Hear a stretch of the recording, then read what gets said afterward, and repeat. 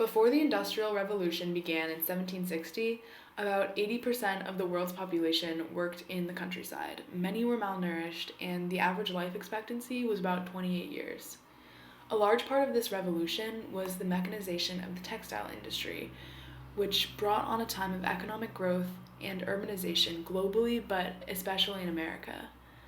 This is seen today, too. By 2050, it's predicted that about 80% of people will be living in cities. The Industrial Revolution began in England, then expanded through Europe, reaching America in the 1820s. Starting with the textile industries in New England, this revolution elicited drastic changes in manufacturing.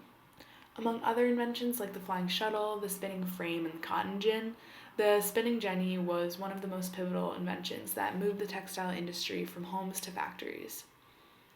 James Hargreaves, a weaver from Lancaster, patented the multiple spindle spinning jenny in 1770.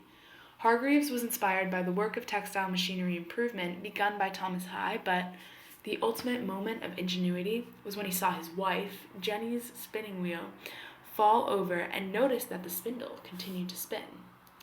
The machine his wife was using was one of many that limited the production of cloth to cottage industries where it was done by individuals and families. The men would weave, the children would clean the raw materials, and the women would hand spin the raw goods into threads or yarns. As one can imagine, this process would be painstakingly time-consuming, therefore created a gap between supply and demand. Also, the expenses to move raw goods to be hand-spun and then picked up and transported back to the merchants were very high. Enter the spinning jenny, the first multiple spindle jenny. Starting with 8 different spindles powered by one wheel, one spinster was able to make 8 threads at the time it used to take for one. How, you may wonder? By turning a single wheel, 8 different threads could be spun from 8 different sets of rovings, or bundles of cotton or wool that had not been spun yet. As more and more improvements were added to this machinery, there were up to 120 spindles. Although this may seem perfect, cloth workers were initially extremely threatened by James Hargreaves' spinning jenny, and upon hearing about it, they stormed into his home and actually destroyed this machine that would take their jobs. Despite their individual efforts, though, these machines were cheap to make and easy to operate, revolutionizing the textile industry for centuries to come. Later improvements of the spinning jenny rendered the machine too large for use in small homes, leading the way for spinning jennies to be used in factories where the larger machines were operated by fewer workers. These factories began with Sam Slater's small factory of textile machinery in 1790. Preliminary factories like this one led to the growth of the Lowell system of more efficient production, beginning in the Lowell mills in Massachusetts. Here, women could actually work as mill girls and earn money independently. In this letter from a Lowell factory girl to a Boston newspaper in 1844, it illustrates the opportunities Lowell mill girls had to gain an ability and skill as well as money. However, among the wealthier women, the ideology of a cult of domesticity emerged. This established the role of women to be solely in the household and to rear children, as their economic opportunities of leaving in their homes had diminished. With machines and workers being located in a common place, transportation costs of raw materials as well as finished products decreased significantly. In factories, the owners also could control their workers and spread out individuals among different stages of the manufacturing process, making it all the more efficient. These changes increased production, keeping up with the steadily increasing demand for finished textiles. These factories were located on the fall line at first, as they needed water power for the spinning and weaving machinery like the spinning jenny.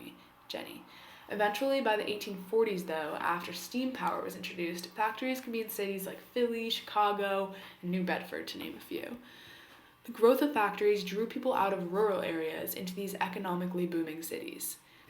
This urbanization is seen in an excerpt from D.M. Thompson's report on urban development and public improvements of U.S. cities in 1889 that outlines the total trade increase in Chicago as well as the population increase. This shift caused those left farming to increase their yield, which brought about improvements like the steel plow, the cotton gin, and the mechanical reaper. With more efficiency in the South, better transportation infrastructure was needed to transport crop surpluses to the northern markets. Urbanization happened less so in the South, though, because they had a weak internal market and were generally against industrialization. The divide between the South and North greatened as tariffs like the Tariff of Abominations under Jackson began to force Southerners to buy fabric from the North, causing a transfer of wealth.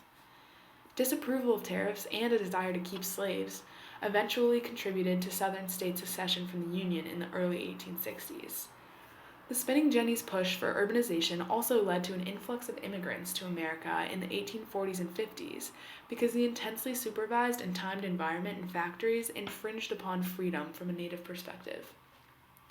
The increase in demand resulting from a more efficient production also led to a push out west to harness rich farmland there, and an increase of slavery to increase production in southern rural areas.